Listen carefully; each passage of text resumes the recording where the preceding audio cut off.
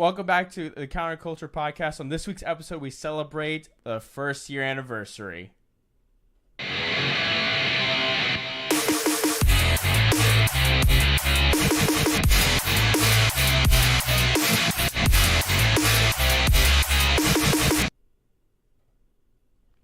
Well, welcome back to another episode of the Counterculture Podcast.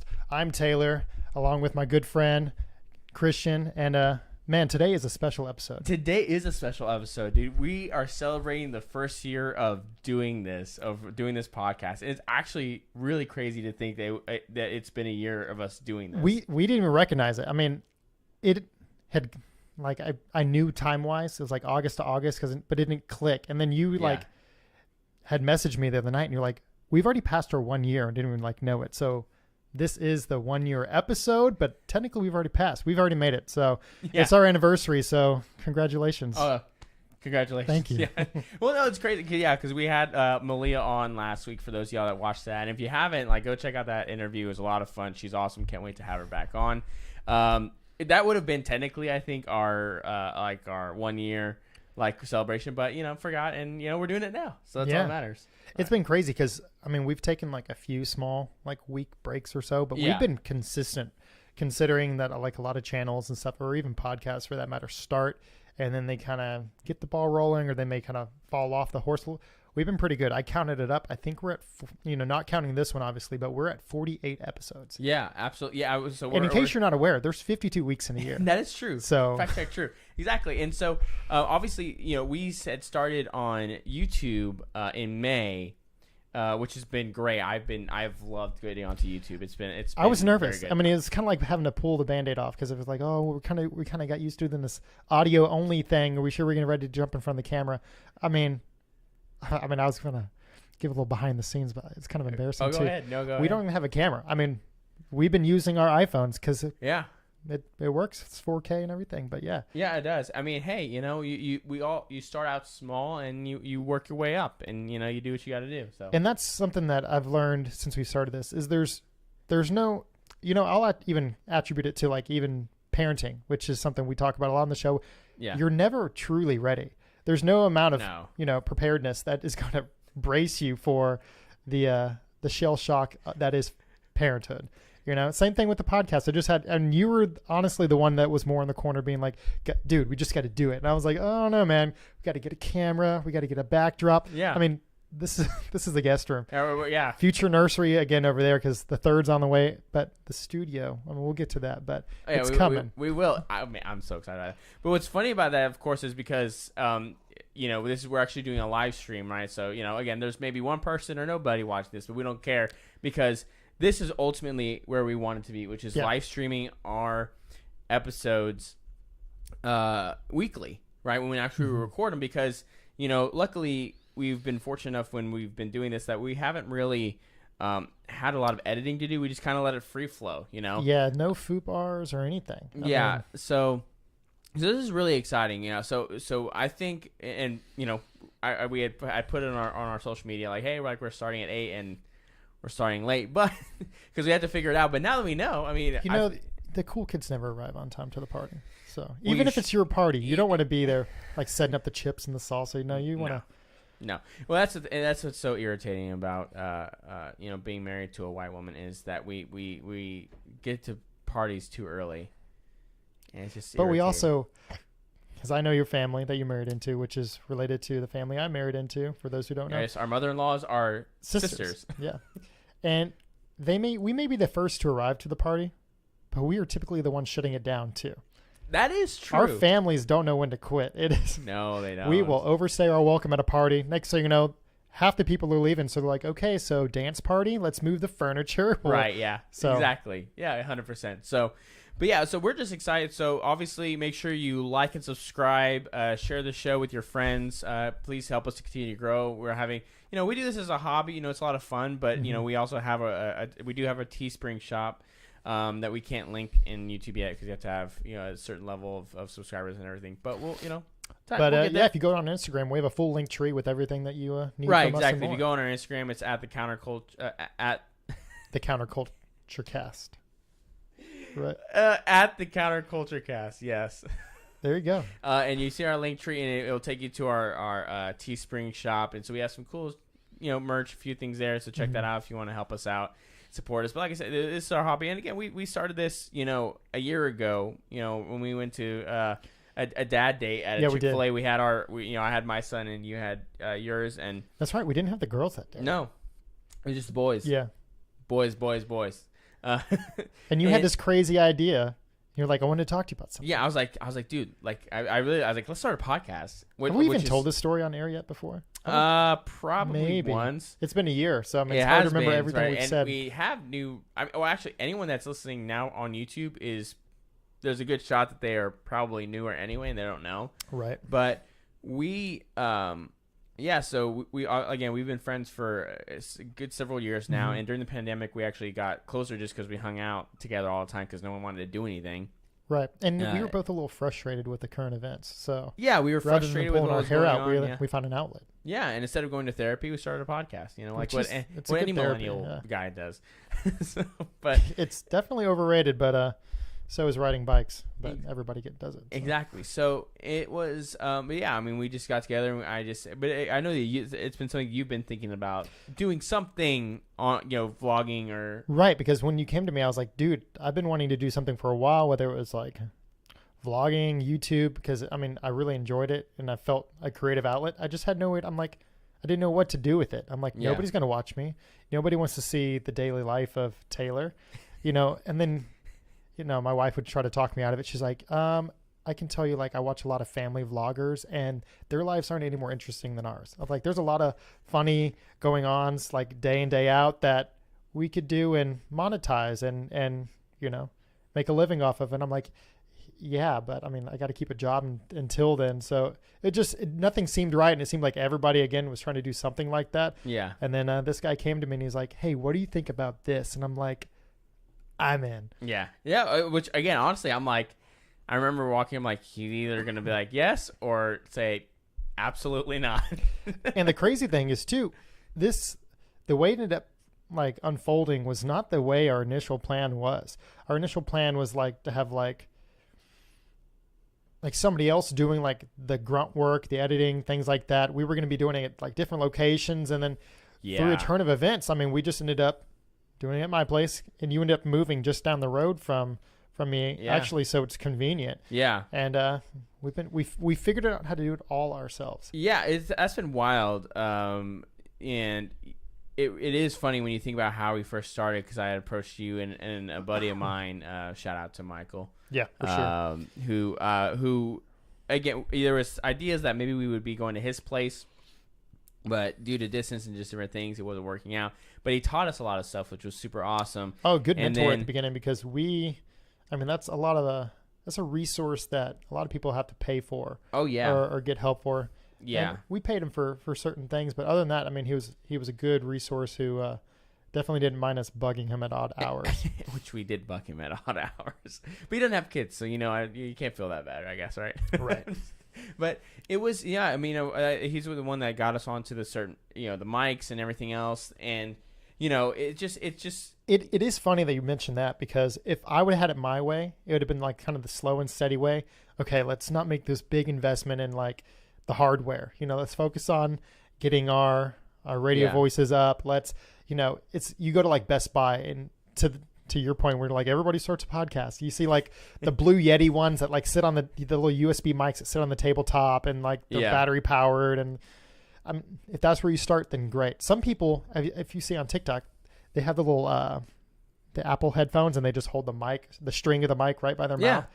So you can start anywhere. But we went big or went home. I mean, obviously we're not done. This is an investment we're starting, especially we move more towards video and everything. But we definitely came together and like, okay. And Michael was like, these are the mics you need. And we're like, hey, how much? Yeah, right. But no, it worked out. But yeah, and I think I'm glad that we've taken you just got to just do it, just start. Sink or swim, yeah. And then you just kind of figure it out. I mean, again, like I joked about today, like I posted on our Instagram, like, hey, like we're starting to stream at 8, and we started at 8:30 because we just were trying to figure stuff out because we didn't know. These programs, how like even my kid, like I was just signing something in, and there's like, okay, all these stupid tutorials. Like I know how to do basic functions. I don't need to. Right, But the things you really need, the complicated stuff, kind of like our programs we're using, there's no, YouTube's your best friend, and even then, it's not specific. You have to be like how to do this with this program. Yeah. So and we still because we're using OBS, which is awesome. And again, the next step is the next big step is being able to use OBS while having a guest while live streaming. But again, we'll see. The research, even me finding OBS and then trying to figure out how to do it, and then you found out different things, and you were sending me videos, and then we found out this is the first time that we've ever streamed from it. This is the first time we're streaming in general. Yeah. And so we are live from Houston, Texas. But so that's kind of due to the delay, is making sure that when we clicked start stream that everything was up. Yeah. So, I mean, it was a little bit of a learning curve that none of us had rehearsed or practiced or got together. When we get together, I mean, it's go time. So we may take 10, 15 minutes and try to figure something out if we want to change it. Well, yeah. I mean, here's the thing too. Like, we're dads, it's, I'm over at my place. We get dinner and everything and done, and you get over here and you're doing the same thing, right? Dinner and everything. So we're just, because that's who we are first, right? We're dads. Sometimes life gets in the way. Oh, yes. I mean, you came over. My wife is in her third trimester, and I was like, okay, we typically start at 8.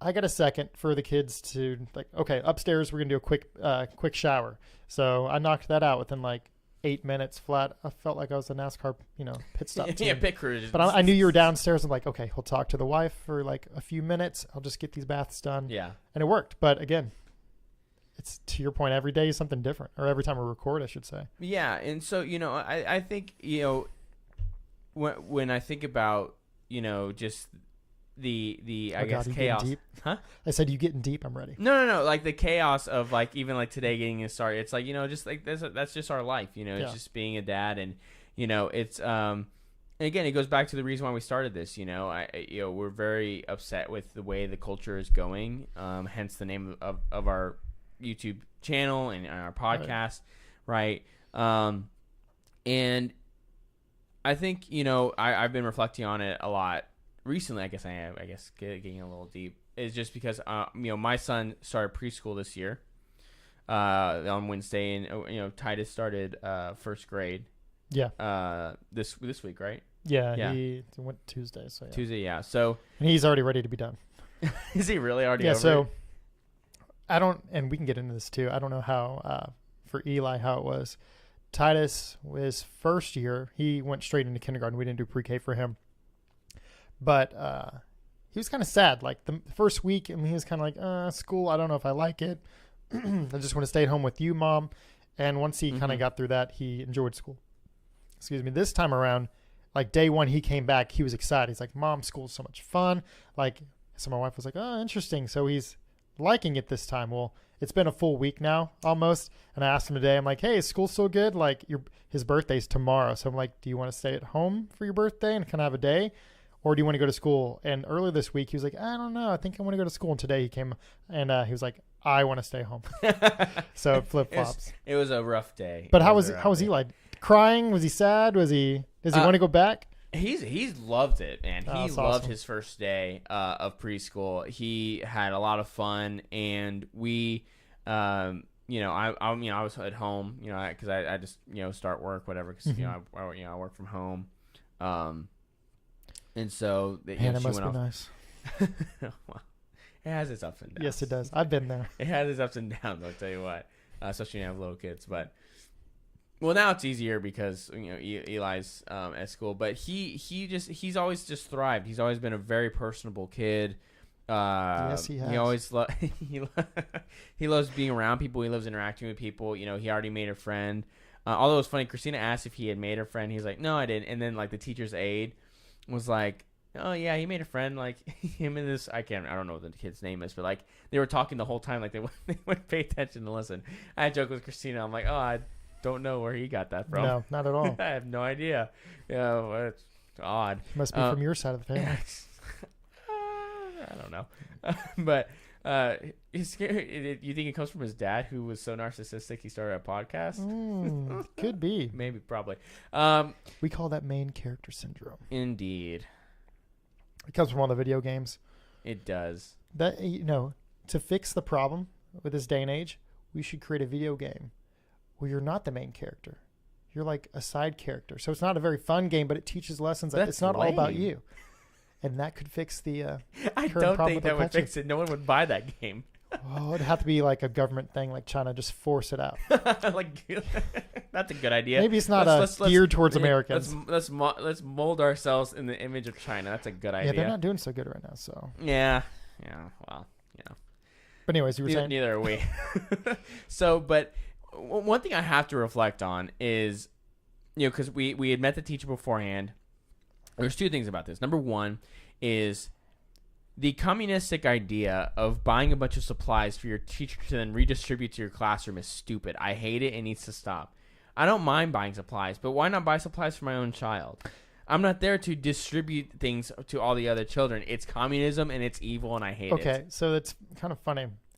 So for Titus, for kindergarten, it was kind of the same way. You had this full list, and if you wait to the last minute, then you're screwed. You're not finding everything. You've got to do it in Indeed. advance. Indeed. So this year, or at the end of last year, Brittany, my wife, just bought the pack through the school and paid the lump sum, so it was already there for the next year when school was starting. That's the secret. Just bite the bullet and do it. I didn't. You'll end up saving money anyways from trying to find everything individually at the stores. Yeah. But I felt the same way. We got there. I'm like, all right, where's this spot to Yeah, put we bought this? this stuff. Where is And the it? teacher's like, oh, you can just put everything on that pile. I was like, no, where's his stuff? So some things get his name on it, and he uses the rest, like paper and the extra pencils, get distributed to like the community pool. Yeah, no, everything. I'm kind of like, everything was redistributed like a communist hellscape, and Yeah. I don't like it. It's dumb. I'm like, I should just buy my own kid's stuff. Everybody, okay. I'm paying for Catholic preschool. Okay, everyone should be paying for their own crap. Okay, my goodness. you already paid for it. You already paid to put him in school. yes, And I now you am. have to pay for supplies. Yeah, ridiculous. The state and the Fed have already given money to the public schools. Why are we buying more school supplies? Millions and millions of dollars. That's what I'm That was saying. a really Like bad impression. it was. Usually it's me, and I'm usually not. Yours is much. It's a little bit better, but I had the hands. It's And that's you where it bring the is. gestures to the table. Yeah, you gotta have. It's gonna be huge. Yeah. So here's the deal. Okay. The school supplies are gonna go here, and we're just gonna build a wall. So we keep those here, and yours are. I don't know. I'm done. I keep forgetting we're live. Your Trump started getting a little gay at the end It there. always does. Just the lisp. Oh, I miss him being president. Anyway, Man, So, but it's- speaking Cheney too, like there's a lot going on. okay, yeah, let's take a quick break from this. Two great things happened for our anniversary episode. Number one, Liz Cheney got swamped in her primary, which was just wonderful. And the hubris of this woman to compare herself to Lincoln afterwards, because she said like, "Oh, Yeah, I saw that. Lincoln lost his congressional and Senate and presidential race." It's like, really? Yeah, but she's like, yeah, but really? he won the most important race of them all. Like, and it was just like, you really comparing yourself I to hope she runs. Abraham Lincoln? I really hope she runs for president. So that was number one. Number two, I don't know if you saw this today. Brian Stelter was canned at CNN. Oh, really? Yeah, he was.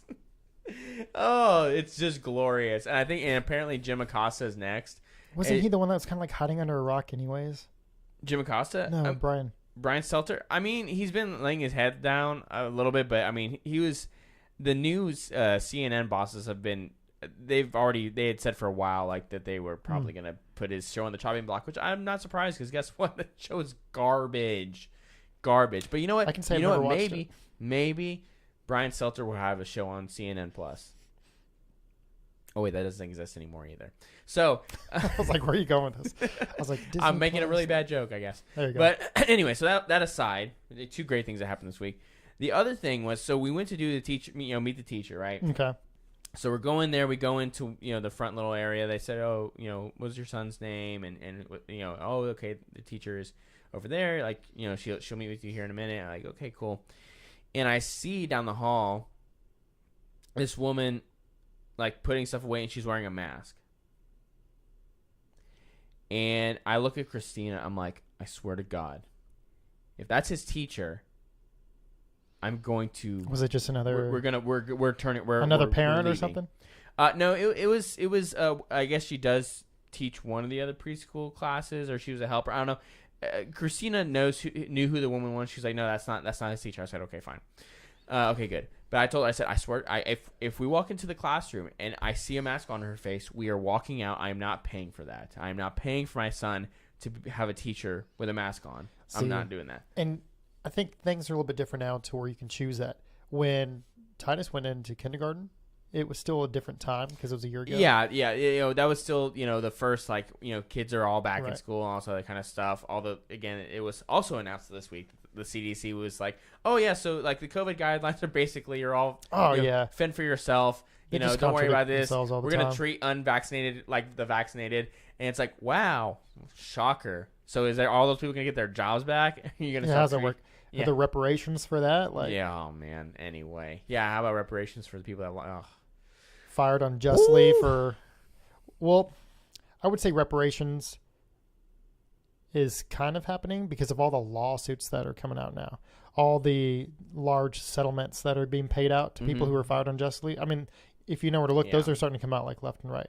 Yeah, so that will be something that continues to unfold. But anyway, so we walk in, and luckily the teacher was actually super cool. She's a little kooky, but, she's a preschool teacher. So, but, it was great. And we walked in. I see, there's a American flag, a Texas flag. There's a pledge for both, and that's it, right? And then you have the numbers and the colors and blah, blah, blah. All this kind of crap, right? A crucifix, right? It's a Catholic school. Sure. And I walked out. I'm like, that's how a classroom's supposed to look. Not all this weird, goofy crap, right? Of this, that, and the other, right? It is, it's you're teaching kids ABC 1, 2, 3, and here are the colors. That's it. That's all you got to do. Right? Are they supposed to learn the alphabet? Huh? What are the what's the curriculum? What's the goal for the end of the year for preschool? The goal would be, because I know there were already requirements for my son going into kindergarten, and it was I think he already had to know the alphabet and be able to count to 10. There wasn't a requirement. I know that's the thing they'll focus on, and also the big thing they said is they're going to make them present something at the end of each week, I think is what it is. So to build their confidence to be able to speak in front of people, which that's what I like the most. I'm like, that's because that's something that is so crucial. Well, Eli's not very afraid of that. He already has this presentation. He did it for us today at dinner because Christina was like, okay, we're going to practice. You ready to practice? And of course he did it with flying colors. But I understand that there's a lot of value in being able to have the confidence to speak in front of people, because most of the time they don't, right? There's grown children, right? And I say that, I mean 12, 13-year-olds who still have their parents order for them at restaurants because they're afraid to talk to people. Yeah, I would agree with you, but also disagree too, because I think there's a large group of people now that grew up with the YouTube generation and going live and doing all that and TikToking in public to get the views. There's a lot of people who aren't afraid, I guess, to have an audience if it's behind a screen. Maybe, but that's what the thing is. Getting in front of a large crowd may be different, but I think for a lot of them, I think because that changes, like you said, that changes the dynamic. For us, right now, right, we're talking to a screen, and I don't, maybe there's people watching, maybe not, I don't know, whatever, but. I did not like public speaking at school. The speech class, it was rough. I hated it. I clammy hands, sweating, right. My voice would not talk. Yeah, right. Yeah, but I grew to kind of get over that, right? Because I was, in my, working once I've grown up, and I was asked to speak in front of people, right? And you can't say no, but it reflects especially poorly on you with your job. Yeah. I'm doing sales trainings, all those different things. So it's you have to be able to, right? And now, for me, I got to a point where I was speaking in front of a couple hundred people, right, at a time sometimes. So it's now, obviously I don't mind talking, right? But it's something that you have to learn to kind of get over, right? Because it can be scary to do that. And it's so that's, I think that was the biggest key, one of the big key focuses, which is great. That made me very happy that was that, because again, Eli doesn't struggle, but I think for any kid that's going to be a very important skill set to have.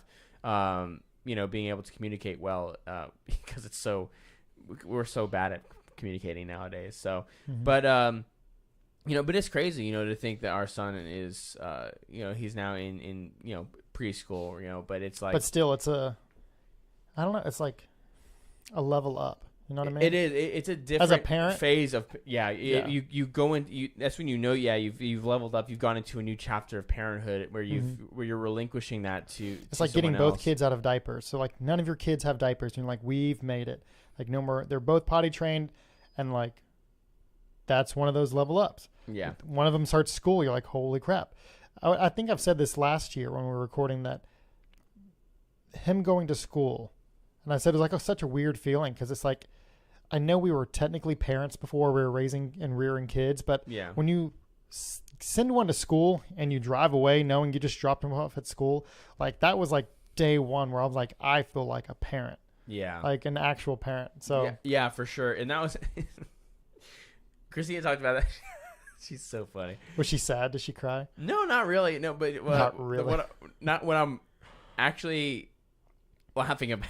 She said like I shouldn't say this, but I'm going to anyway. We're live. She was like looking around the other moms, and she like told me she's like they're all like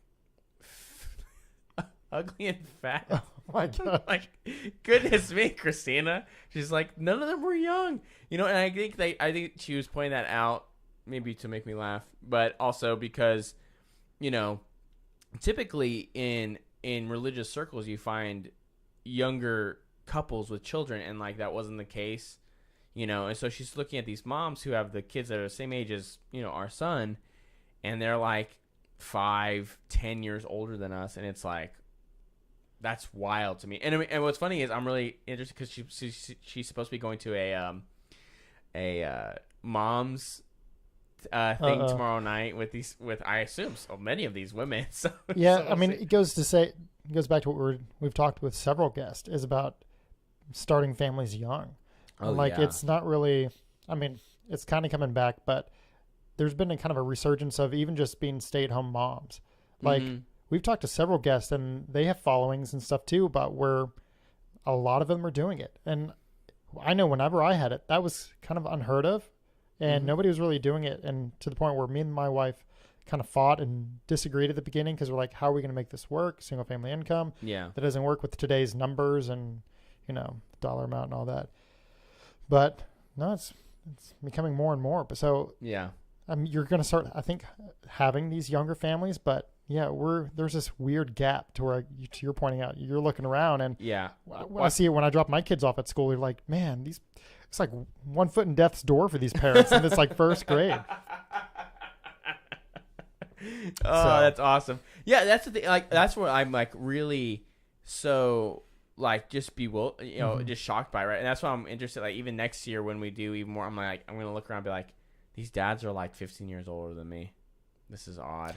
And like kudos to them if this is just like I could be their kid. This is their weird. like last one or an accident. But if like this is their life plan and they put themselves in careers like first, then dude, I'm telling you, right? Don't do that. Like I want to see my great grandkids. I want to see my great grandkids. Yeah, me too. I mean, and again, like we talk about that, and our show could be summed up by that saying is just get married, have babies. Yep. We should make a shirt. We should. I was about to say the same thing. Our minds. It's like we're friends or something. You're looking like Miami Vice or something over there, anyways. So, like what is it? Tom Siegel? Yeah. No. Is it Tom Siegel? No. What's his name? Tom. I was about to say Sawyer. No, it's like what's his name? It's not. You have Jason Segel, which I wasn't trying to do, but it's Tom Selleck. That's what it is. Yeah, I knew I'd get there. He has a much better mustache than I do. I wish I had a Tom Selleck mustache. Could get up and like hitchhike. It's so big. It'd just fly off one day and start traveling the country. There could be a kid's show for all you know. Tom Selleck's mustache and the traveling adventures. I don't know. Yeah, but what's interesting, obviously, we'll kind of go into this is the with the school. Conversation because not only our kids but many people's kids across the country are going back to school, and it's that time of year. It is that time of year. But many kids are going back to school. Well, there's some places like I have a coworker, their colleague in Minnesota. They start in like September. Yeah, I got a buddy in Georgia. They don't start until September. But like they go later and like they don't have as many off days. It's very weird, right? But again, it's cold. Anyway, those states are weird. I don't know. But can't be Texas. It can't be. Not everything can be Texas. No. Although, if we could, it'd be awesome if Montana and Texas could just switch spots. You know what I'm saying? Montana and Texas could switch spots. Yeah. So like I know where we've Montana joked is. about moving and just having a podcast up in Montana or Wyoming or something. There was a TikTok I saw the other day, and it was like everybody talks about moving to Wyoming, and then it showed a picture of like Wyoming, like an aerial, and it was like a terrain picture, and it was like, this is why the population's so low. It's beautiful, but it's desolate. There's nothing here. Nothing grows here, and it's like, you're like nothing there. And I'm like, tell me so more. you're telling me there's less people? so you're telling me exactly what I want to hear. It's like, I don't think this means what you think it means. Exactly, for me. It's like, exactly. Yeah, it's so funny, but you know what I was saying as far as this, because I actually had a buddy of mine call me today, actually, who his son is, I think, is in 8th or 9th grade, something like that, and he was talking about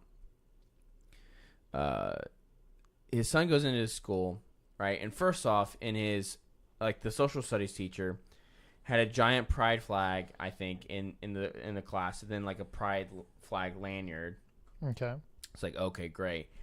But then even worse is that his math teacher, right? This happened, I think, today, or it happened this week. I know that, but he was telling me about it today, before I came over, because when he had called me, and he said that the teacher, instead of teaching teaching math as you would think a math teacher is supposed to, Mm-hmm.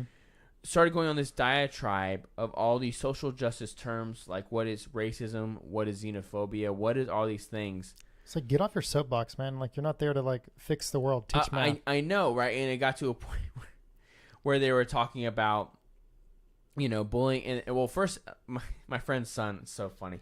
He asked his teacher, he said, "What is a woman?" And his teacher didn't answer the question. Obviously, because they never do. Of course. But then it got into a conversation about bullying, about how you can't make fun of, if boys want to wear makeup, it's okay. If they want to wear dresses, it's okay. We can't bully. And, and he was telling me, like, what do I do? What do I do? And for me, I'm like, dude, I just have political, for me, I think I just have, like, I speak out about where I stand on cultural or political issues. Right? Yeah, you're very outspoken. Yes, I am. Which is, again, why I'm, talking to Mike. Right. But, I was talking to him, and I said, he's asking me advice. And he's a good friend of mine. And for me, I'm humbled that anyone would even ask me, like, what, my thoughts on something, because, for me, I'm certainly of the opinion that, opinions are like butts. Everyone's got one. But, I said, well, the first thing I would do is just, try to talk to the principal, right? What did it say? The live is, it looks like it's going. I don't know. We'll just go. So anyway, if you're still here, then continue. Yeah, well, we are recording anyway. So I was talking just kind of walking through all these things, and just having a conversation. He's like, I just don't understand what does that have to do with, like, my son. He's trying to learn math, and he's being preached at with these things. I said, well, again, you need to express. Don't just say nothing. Express to the administration. And you have to try to do something, because you can't. And again, all you have to do is get a handful of parents to say, hey, like, you need to stop. It doesn't take as many people as you think. And that's why it was funny. That's exactly what I told him. I said, you get one or two more parents to say something to, it'll be over. Well, that's all it takes. It's not that you even have to get them. It's just bringing it to their attention. I mean, a lot of these parents don't even know what's going on. Yes. You got to think about how many parents, don't ask their kids how their day was or what's going on. I think that's an important thing. I mean, people say, politics, everything just comes downstream, and the way you affect it is on your local level. It starts even then at home. You got to know what's going on within your own house. Like, yes, my wife gets home from work or when she used to commute, but now I'll just ask her how her day went, and she'll tell me. It's that conversation, and you have to have that with your kids. I have it with my kid, and he's in kindergarten, because one, I'm genuinely curious and I care, but two, I want to know if that teacher's doing or saying anything that could be bad or detrimental to my beliefs as a parent for my kid. Some of the stuff you hear in the news, but I don't think I have to worry about that with my school. But to your point, I mean, your friend's son was in 8th grade, and that's happening. So I think if he just brought it to enough other parents' attention, that was like, hey, did you hear, this so-and-so teacher was doing this? I think I'm going to go to the principal. I think a lot of parents would be just as appalled or shocked. I don't think you're really going to have to, like, rally the troops. It's more about just letting people know in general. Yeah. But yeah. How Absolutely. are we doing? We good? We on? Yeah. Okay. I just had to look. But what I should probably do actually is because I have logged in on YouTube Studios and everything on my iPad. I should probably have this on there once because there'll be a point where maybe we start getting questions. If we wanted to take chats. True. Someday. I was curious about popping it up just to see if it's even going. If anybody's even asked a question, save it to the no. end I or just something. looked. No one's asked anything. Suckers. Well, I mean, again, this is our first live stream, so But yeah, I think this goes to many things that we've talked about, right? It's just simply is just standing up and saying something, because the biggest issue that's happened, because I was having this conversation actually with Christina the other day, because we were talking about something that we may get to here in a little bit, and just talking about how did this happen? Why is this happening? I said, mostly it's because people just didn't say anything. For a long time. Again, I think we were talking about this with Malia is, we were so focused on, like, hey, like, do your thing, right? We're just trying to leave people alone, all this kind of stuff.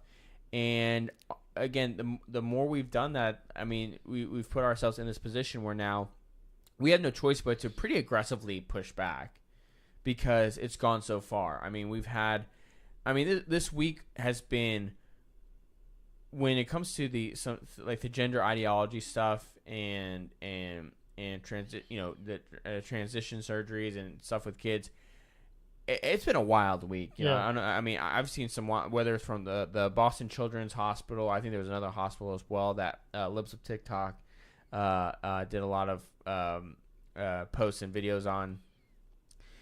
I mean, it's just wild. It's just wild to me. And again, the reality is the teachers in a lot of these schools are pushing these things onto the kids. And I saw somebody post on Facebook the other day about teachers being, they're like, there's no teacher shortage. Teachers are just unappreciated, all this kind of stuff.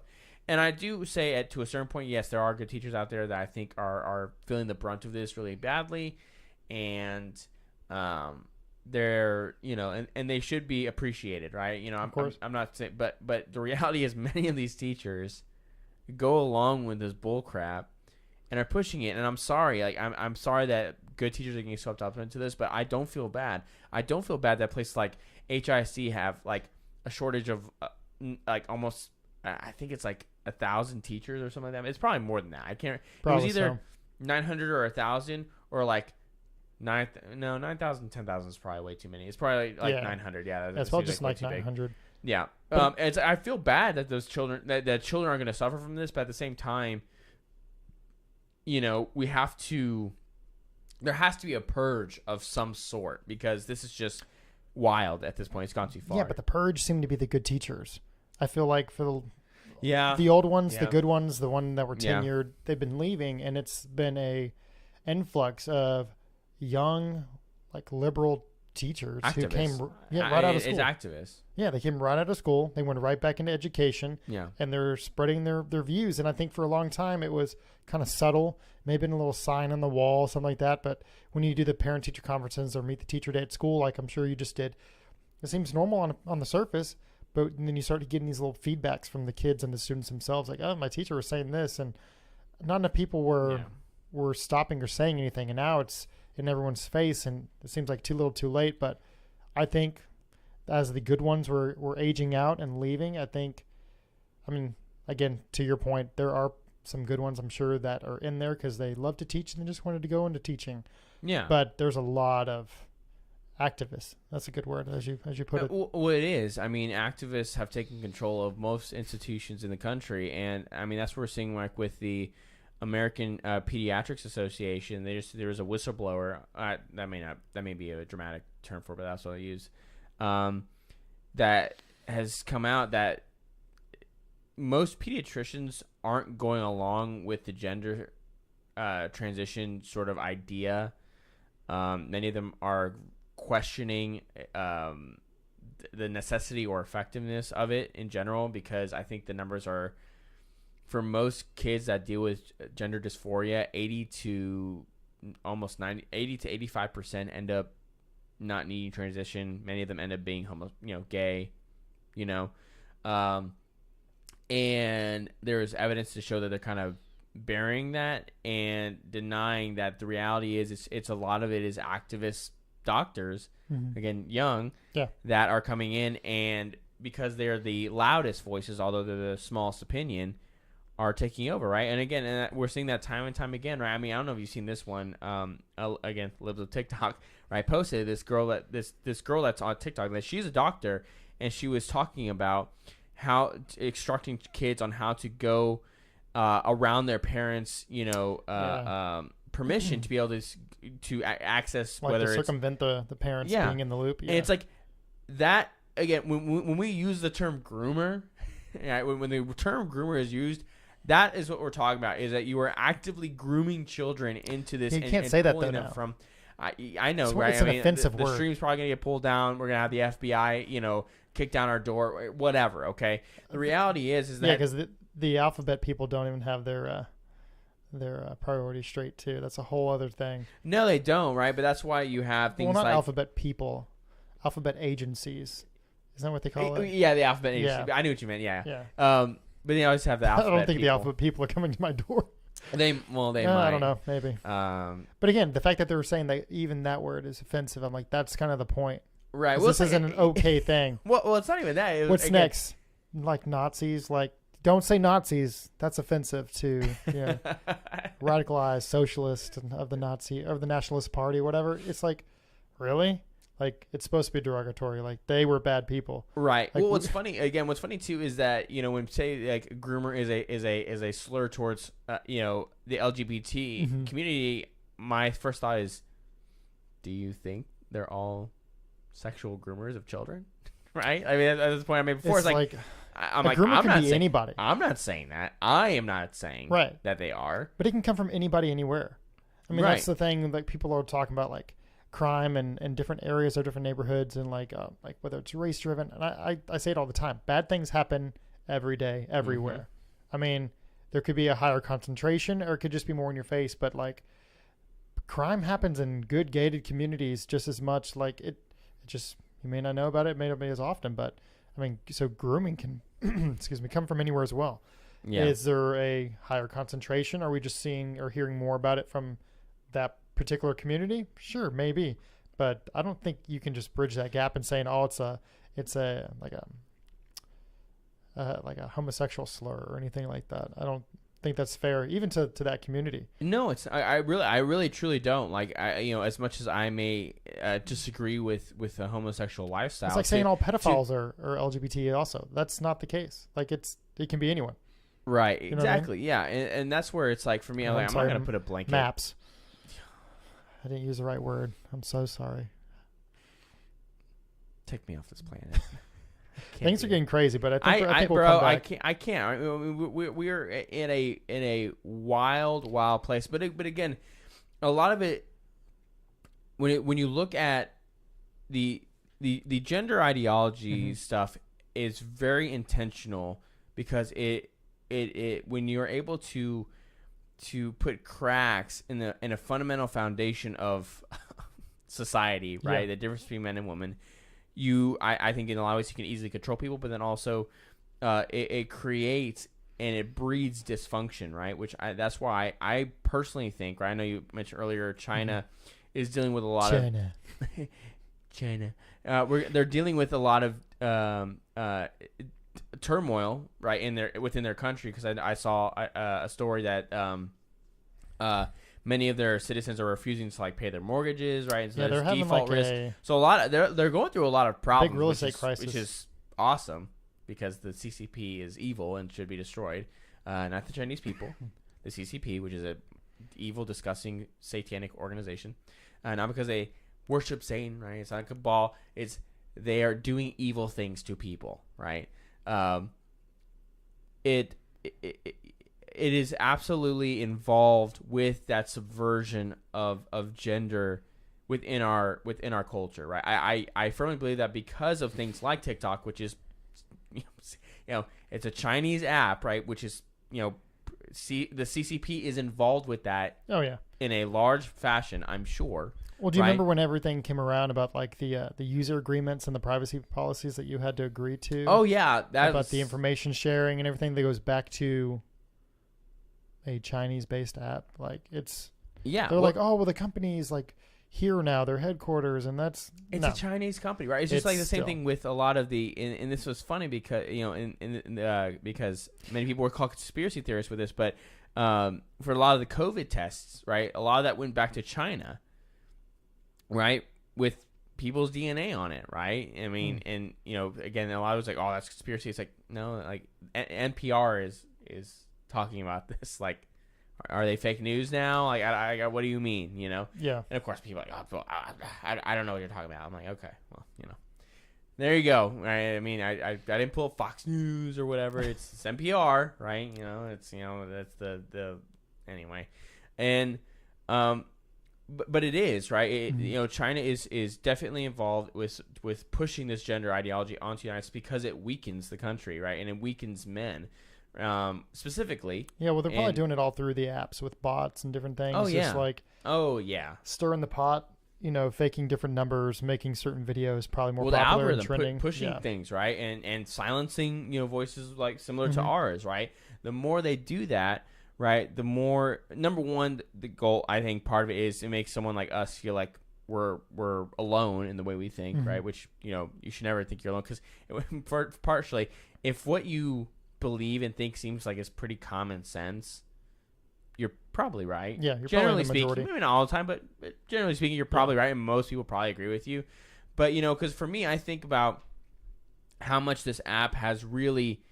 It's addicting. It's fun. I'm not gonna lie. It is, and it's funny, and there's a lot of cool, funny things on there and everything. And I think there's a lot of surprising. There's a lot of information and a lot of like-minded people on it, but like it's coming with a huge trade-off that nobody is wanting to recognize. Right, the trade-off is that it's spiraling younger people into like, just depths of despair. I mean, it's just terrible. Again, the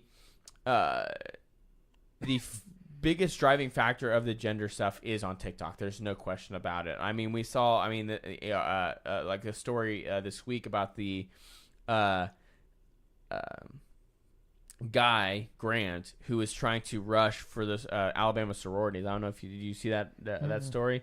I don't know if we had it on it. Do we have it on here? Oh yeah. Okay, yeah.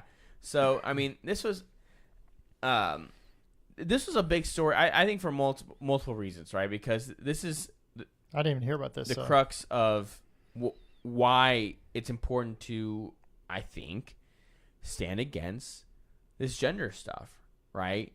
Which is the fact that this biological young man was attempting to join a all-female sorority, right? And that, number one, that makes no sense because Grant is a man and has no business. But secondly, does he identify as a girl? And that was his ploy? I mean, yes. Sort of. It's very weird. It's very weird, right? And, of course, it's gotten a lot of attention because... Alabama sorority and rush is like one of the, it's one of the biggest schools when it comes to, Greek life and all this kind of stuff. Right. And so that's also what helped to get a lot of news. But here's the thing about it is that the idea, right. And now granted, all but two of them dropped him the first day. And then like after that, like they were like, yeah, all of them did because of course it's ridiculous. Right. Because could you imagine your daughter, right? You have a daughter. I have a daughter. In a sorority, and all of a sudden some guy is trying to join that, that's a red flag. Well, I mean, that's a problem, okay? At that point, yeah, but they're also in college, and I hope and pray that by that point they can kind of notice the red flags for themselves and kind of leave. It's the other things that scare me, like bathrooms and school, like normal schools, or just going out in like public and Targets and things like that. But yeah, yes. I mean, you could say like a male living with females, but I mean, there's co-ed dorms. There's all kinds of stuff like at that point.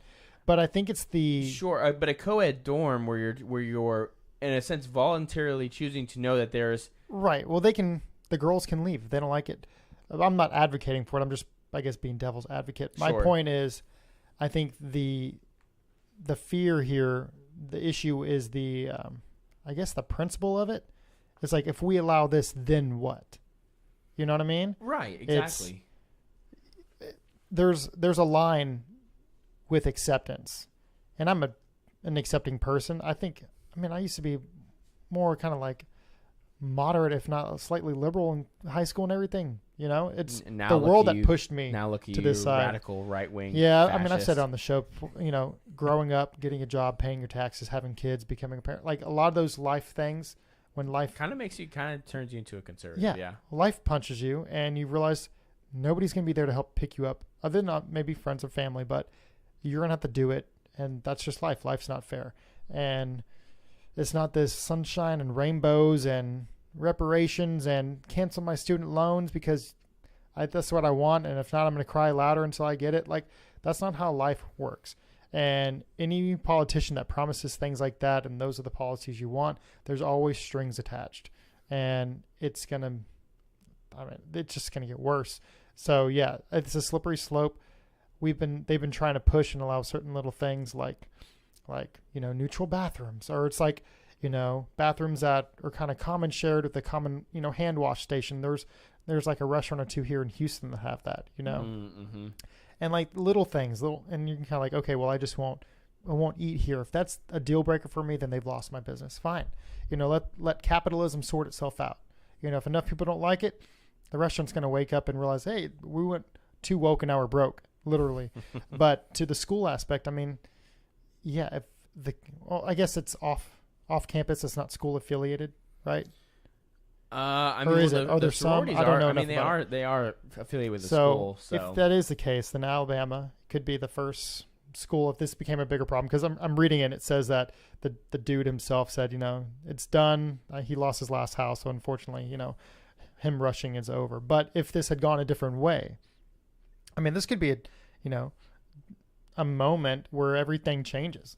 Who knows what's going to... Yeah, I mean, that would be the hope. I mean, because here's the thing is, I think you made the best point, which was, like, you know, if you... Again, like this. If you give this inch, how much more are they going to take? Because they will take more. It's like, okay, you say this is okay now, so now we have to say that this is okay, right? And it's just that slippery slope that we continue to go on, right? And again, people like to scoff at the slippery slope idea, but it's true. The more you allow this, right? And it was... I was almost surprised to see that this did happen, because I had seen the initial video of him in doing one of his, because he would do these TikToks where he would do like his outfit of the day and all this other creepy stuff, and it's just, you know what's funny about it too is, I'm watching it, is I look at it, I'm like, what are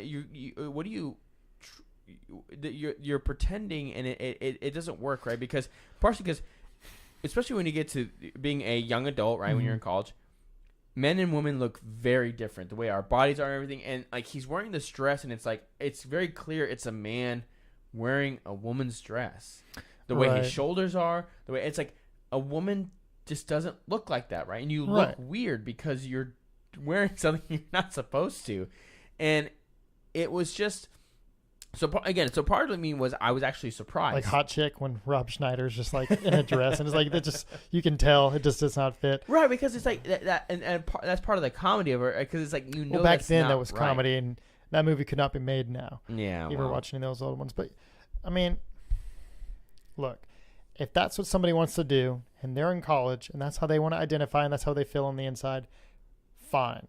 I'm not going to push back. Fine, but don't let it cross anybody else's safety or go against somebody else's. But the problem is, in that circumstance, what if when he walks into the female locker room, which he eventually will, right? I mean, you say locker room, that's more sports thing, and that's a whole other thing. Well, but like locker room, restroom, whatever, right? Right. He's in because a lot of times those right? sorority houses and stuff, like, it's bigger shared bathrooms, things like that, because they have like a common bath or things like that, or even if you have different separate hall baths, but are you going to keep every door locked every single time if you're just like running? Like, girls change like amongst themselves all the time. Like, it's just a weird place. And then you got to question the motives behind it.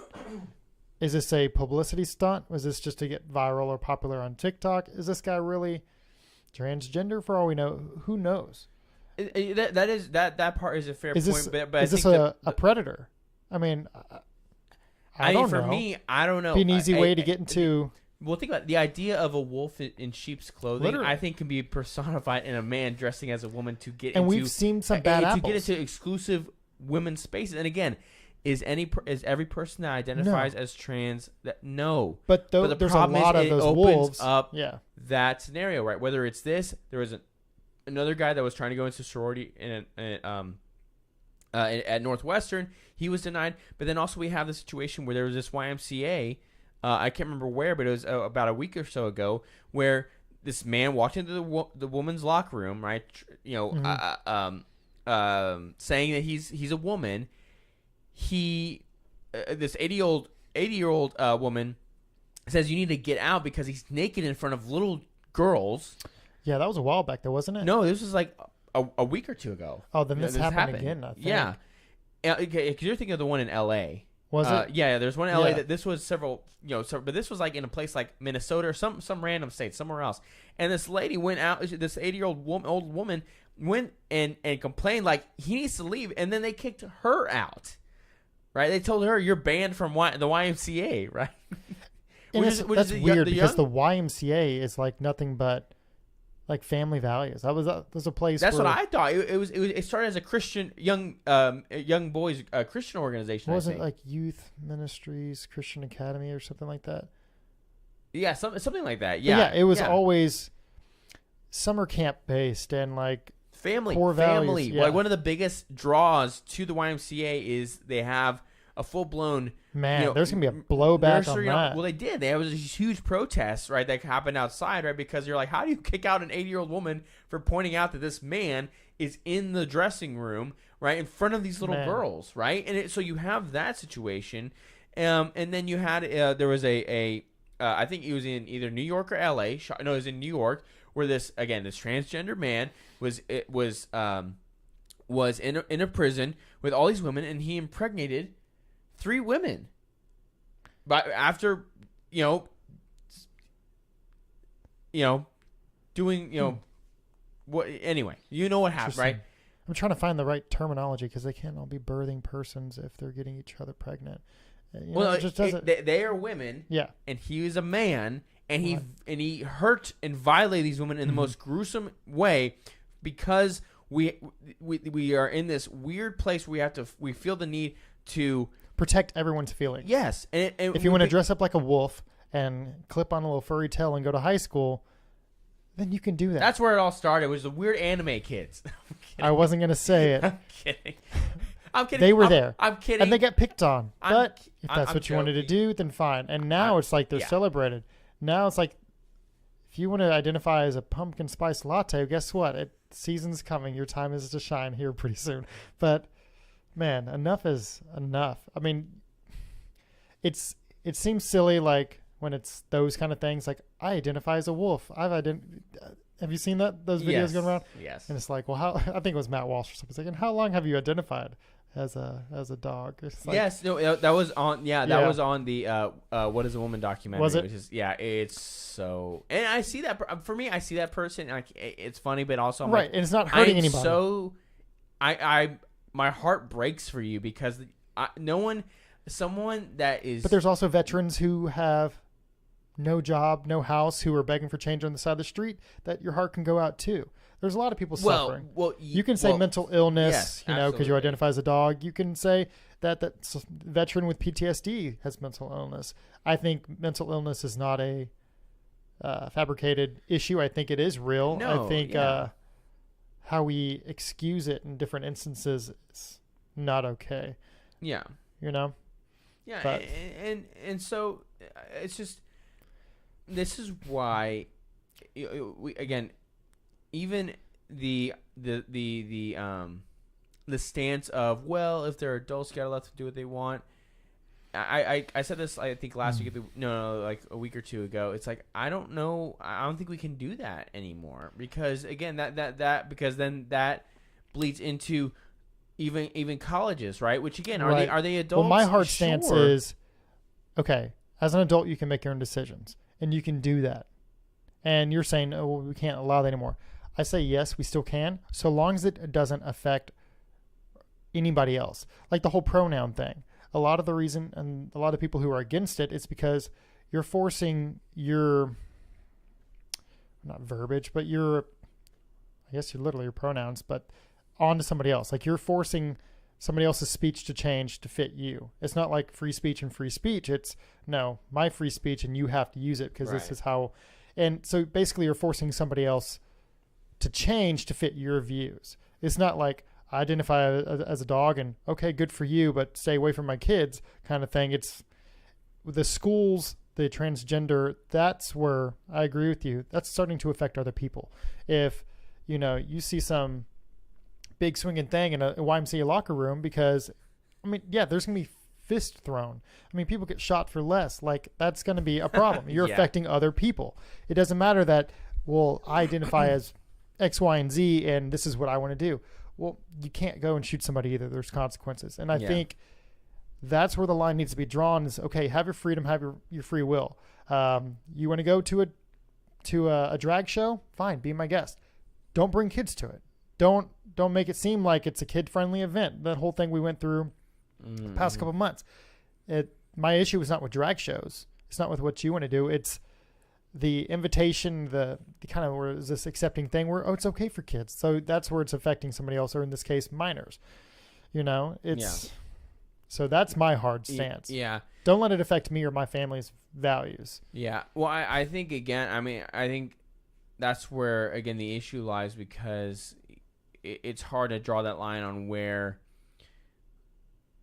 that person's freedom of expression or freedom of speech collides with, I think, morality. And I was listening to, I can't remember who I was listening to, but they were talking about that, using this as an example because it's been construed that, when it came to like the parental rights and education bill, that parents should always have the last say, right? Okay. And I think many of us would agree with that on a lot of things, but then at the same time, when it comes to, well, should a parent have the last word in allowing their children to participate in gender transition? I think most would say no, because myself personally, I would say that's child abuse because that is not good. And so it's not necessarily about being blanketed and being blanketed in statements like, parents should always have the last say. It's like, sure, until the kids of age, right? Like, unless it's abuse. Child Protective Services has been there forever. Like, if that child is abused, the problem with the issue with that even too is that unfortunately it's about then we have to define what constitutes abuse and what doesn't. Now, for a lot of things, for a moral or a law-abiding stance, it's been the same forever. Why is that changing? Well, that's the point I'm making with this is that you have, I think some things that are blanket, right? Whether it's physically or sexually abusing somebody, right, is obviously, but universally, like, we can agree, hopefully, right. That's but not can good. Somebody call CPS on you because your child claims to want to transition and you're telling them no? Yeah. So in some places that constitutes as child abuse now. Yeah. In some places, you will have your rights taken away from you. There's James Younger here in Texas who had his rights as a parent stripped from him. Because him and his wife were separated, right? Was that the case? Yes, absolutely. And he had his rights as a dad taken from him because he would not affirm his kid's identity. Now, there's a lot of questions about that particular situation about, like, there's been potential proof that the son isn't actually transgender, like his mom is pushing on it, which of course he is because he's a minor and she's an adult, he can't consent. But in Texas, that happened. Yeah. So if you think that can't happen to you, you're crazy. And because especially, we've talked about this in Canada, is federal law that if you say anything besides affirming your kid's, gender and all that kind of stuff, it is considered conversion therapy, quote unquote, and you will have your children taken from you, right? And there is certainly the desire to do that on the left in the United States. There's no question about that because for the left, your child belongs to the state. It doesn't belong to you. Your little boy or your little girl belongs to them for them to mold into these genderless conforming, blobs Right. that are nothing but consumers and reliant on the government. That is their goal, right? That is what they want, right? And so the challenge is, right, as parents, is to help them to, to mold your child, right? Because we are going to influence the way our children are going to grow up, right? There's no way around that, right? But it's about, for me, raising this child to become a good, productive member of society, right? That but is with going your, to contribute. your views and your Yeah, values. exactly. If they choose to change that over time, then fine. Like obviously you're going to raise your kids Catholic. If they choose as they grow up that they don't want to be Catholics, then that's their choice. But you and your household, they'll be cut from the the will. right but as a that's their parent, choice. right? Consequences, right? Yeah, but they made an adult choice and it had adult consequences. Yeah. Play stupid games, win stupid prizes. No. But you as a parent, that was your right to raise them. Yeah. As such. So long as the child wasn't being harmed or anything, then they make up their own mind. I don't think it's any government's right to say how you can or can't raise your own kids. Right. And that's where you're even having these weird situations where, like, there's a young girl in Florida who I was listening to this on Timcast the other day, where she is pregnant. She's 16 years old, but she's an orphan. She doesn't have any parents. And so a judge ruled that because she's a minor, she doesn't have a way to consent to having a termination of pregnancy. I almost slipped there. And basically, her guardian, because she has no parents, her guardian is the state, and the state is the one that is deeming whether she can or can't do something. Now, granted, I've said I'm very much anti-abortion. Mm-hmm. I don't. I don't beat around the bush on that one. However, I do see the very dangerous predicament of making the government the legal guardian of a minor is a very, very dangerous thing. I don't care what kind of government it is per se. Because I don't think the government's right all the time. Actually, I think most of the time they're wrong. Government doesn't always have your best interests at heart. Government usually never has your best interests in heart. Maybe on a state level, at least they have a better idea. Maybe federally, and then locally, yeah, but federally they hate you. Has there anything federally been done ever that has like really benefited the people? Well, the Inflation Reduction Act. I'm not even going to go there. Not today. Not on this one. This one's about us. It is about us. This is us. So, we got I took us. Over No. It was enjoyable. But again, to the reason why I was wanting to talk about that again was my friend sharing about the situation with his son. Mm-hmm. Because that's happening now, and that's the wake up call. Yeah, it is. In case you're asleep. Yeah. Wear your alarm. Don't hit snooze. Wake up. Yeah. Well, what's funny is I was talking to him about, because he was asking me about for us what do we plan to do, homeschool or whatever. I haven't really asked you that. What are you doing? It was funny. I was talking to Brittany downstairs in Europe. I would say we're playing. For those who don't know, both our wives are homeschooled. So yeah, we went to rural school. Just kidding. God, public school has its own problems, especially nowadays. So, but the nowadays they're going to try the stigma was always they're going to trans your kids now. Yeah, the stereotype. Beforehand, the stigma was always you got bullied. Now they're trying to trans your kids. Yeah, all the jokes is like, yeah. So who'd you go to prom with? Your mom? Like, all the homeschool jokes. But now homeschooling is probably the way to go. Or at least private school. Something where you can have it's hard. I think, for us, it's going to be a play by ear. I'm very much hoping for a decision on school choice to be made in the state of Texas. I think that'd be fantastic because, number one... That's where you get to choose where the state allocated funds go. All it is that you decide where your state... The state allocated tax dollars for your children go, right? Because it's a use it or lose it. If you decide to put your kid in private school or homeschool, none of the school districts get that money. It just stays with the state. Correct.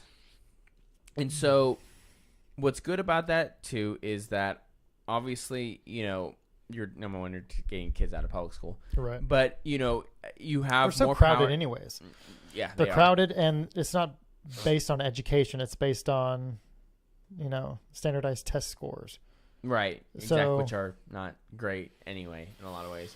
But what's so like I think the average in the country I think is around $9,000 or $10,000 per child. I think Texas is somewhere almost close to 12. I think per child, $12,000, which is insane. But how you think so that's about the education our kids are getting a year, yeah, and we have to buy our own school supplies that get communized. Yes, they get distributed like a communist hellhole, and it's terrible. But what's 12K will go a long way with private school too. You would be able to pay for any tuition, right? And Yeah. you could even say that there's an argument to be made that they'd probably end up lowering tuition anyway. Oh Right? yeah, because then you'd roll out the competition or add competition, I should say. Right, yeah, and of course people say, well, private schools will get filled up. Well, guess what? They will build more private schools. That's great. Yeah. We have more Capitalism. money. Yeah, we have more money to Which build guesses more what? schools. Things become more competitive. Schools then have to be better teachers, and they're gonna stop putting up with all the wokeness as much, because now it's about brass tacks and which teachers are having the best results year in to year out. You mean like it's supposed to be? Yes. Yeah. Oh, and they should have bonuses. But that's with anything. Kind of People want to talk about capitalism, but that's America's bread and butter. That's how business thrives. If you're not doing a good job, and like a vegan place, for example, and you don't want to change your ways and it's not working, hey, maybe if you added something different to your menu, or your vegan place but added other options, then maybe more people can come in. I know that was a weird analogy, but still. Although you shouldn't be vegan because it will literally kill you. Will it? Well, yeah, there was a study that after a couple years, like it starts like your body, because it's not getting what it needs, it starts like almost eating away in a certain ways. Like there was a story about if you ask dentists who their worst patients are, they're always vegans. Okay. To that argument, I would say everything is bad for you. If you only eat red meat, guess what? It's still probably bad for you. You'll be like Jordan Peterson. But so you should do it. It'll cure all your ailments. There, in spurts, I've heard that's good because it kind of is like a reset for your body. It allows everything to come out. But I don't know. I like the occasional Caesar salad or something. I like veggies. I like rice. I like meat. Everything in moderation, people. Guess what? You drink too much water, you die. You don't drink enough water, you die. So just eat red meat only. I love red meat though. I do too. So we should get Butcher Box as a sponsor. Oh my God, Butcher Box or Good Ranchers. Oh my God, I have a field day. I'd be so happy. I would be in heaven. I would be absolutely. That'd be amazing to have them as sponsors. No, but we had fajitas today for dinner. Nice. Delicious. My dad's doing his fajitas for That's what Bernie said. I am excited. I've gotten a big taco kick recently. I don't know why. It's in your blood. I almost didn't say it. I'm glad you did. So anyway, I want to wrap this up. Our first ever live stream. I think we should do this every week. This is actually awesome. It is pretty good. I do. And we'll probably end up growing subscribers. Subscribers. Man, we're not even. All I know, sometimes we get riled up, and either you go on a tangent, and I gotta veer us back on, or I'm on the verge of cussing, or the weird thing is when you get riled up and you're cussing, because it takes a lot, but it seems to be happening more and more. Because people are so stupid. It's true. It's so dumb. That's part of it. Is that sometimes you just have to say this is stupid, right? It's just stupid. Okay. So that's what I told. When I was always having that conversation with Christina about, how do we get here, all this kind of stuff. Was we didn't just say sometimes when someone would tell us their idea or whatever that it's just stupid. And what I mean by that is, for a lot of these people on the left, we give them legitimacy when we don't say anything. When we humor their argument, right? When you give it legitimacy, that's all they're asking for. It's okay to have confrontation. It's okay to say no. It's okay to. There's a whole movement in self-help books about just say no. Don't beat around the bush. Yes. People, your friends are still gonna be your friends at the end of it. If they ask to hang out, if they ask to hang out, or can you do this? if you don't want to, just say, nah, I'm good. I don't want to. Don't make up some weird excuse. Well, I don't know. I think people can see that. It's the same thing with everything else in your life. Like, just learn. And to your point, if somebody's saying like, well, I think that Trump's this, or I think that the transgenders in schools aren't a bad idea, don't just be silent and be like, disagree silently in your head. Yeah, don't just be like, that's sure, dumb. yeah, okay. No. Anyways, change the subject. It's okay to be like, no, I completely disagree with you. Right. Like healthy discussion or debating is what we need. And I think if people were in public, we're not these like TikTok things or, Billy on the street where, you're putting people on the spot and those are so awesome. Somebody comes by so and there's awesome. like, screw you, Trump, or whatever. Yeah. You hear, no, I'm not going to even go there. But I was going to say you need to have more normal conversations. It won't get this weird heated. Hopefully if there's more and more normal dialogue and you disagree like publicly, then it won't be all this like typical, blue-haired yelling in your face. You can have a conversation. And if they are, we may get back to having a conversation. If they do yell at you, just say your argument's stupid.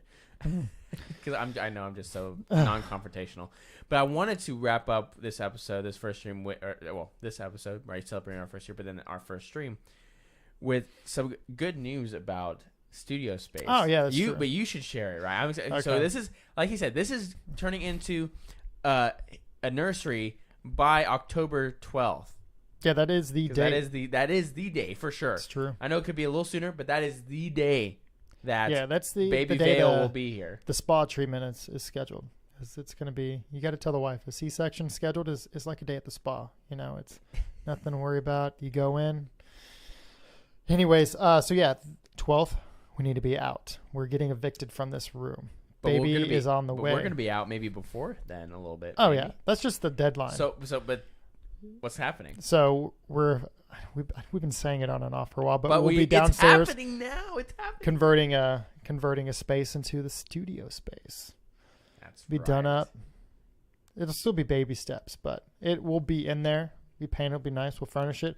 I want to have like a whiskey shelf. Yeah. With like LED lighting. It could be like like the stained oak with like the black pipe, and just have the nice whiskeys up there.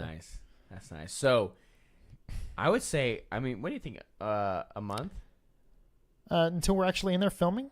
Yeah. Or less. Yeah. I would say, because I think construction's going to be begin next Wednesday is the plan. Yeah. So how long will it be how long do you think it'll take? So the framing and everything like that'll be done in one day. Okay. Sheetrock and stuff I'll probably end up doing myself. Okay. Taping, floating, installing the sheetrock, so that's not going to be too terrible. Installing the French doors and all that'll be done that first day, that Wednesday. Okay. Other than that, I may put a little insulation in the wall just so it kind of soundproof it, since we're opening that one wall up. Yeah. But everything else is just trim and painting and everything else, and we can be recording in there at that point.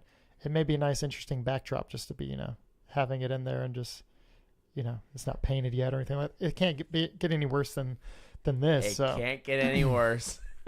But yeah, to your point, good things coming, big things coming. Hopefully, as we become more professional, the space will evolve and production quality goes up and everything else. So if you're new here, like, subscribe, leave a comment. Yes. Please. We want to do a Q&A here soon too. I don't know if we should do it in like Instagram Live or what, but we're debating. So leave comments. Our goal is to have it. I would love to have the last part of our episodes be taking questions from live chat. We need more people. If we get enough, more people watching. We did have a couple actually watching live, which is cool. So what we can do, if for those still listening, we can address them at the next one until we get enough viewership to where people are commenting during the live. You could leave a comment and then we can address them in the following episode. And then again, once we have enough people watching the live stream, we can just do them on the show, on the spot there. So, but that's all we have for you. Thank you for taking this journey with us in a year, and the best is yet to come. Yep. See you next week. Stay tuned. Later.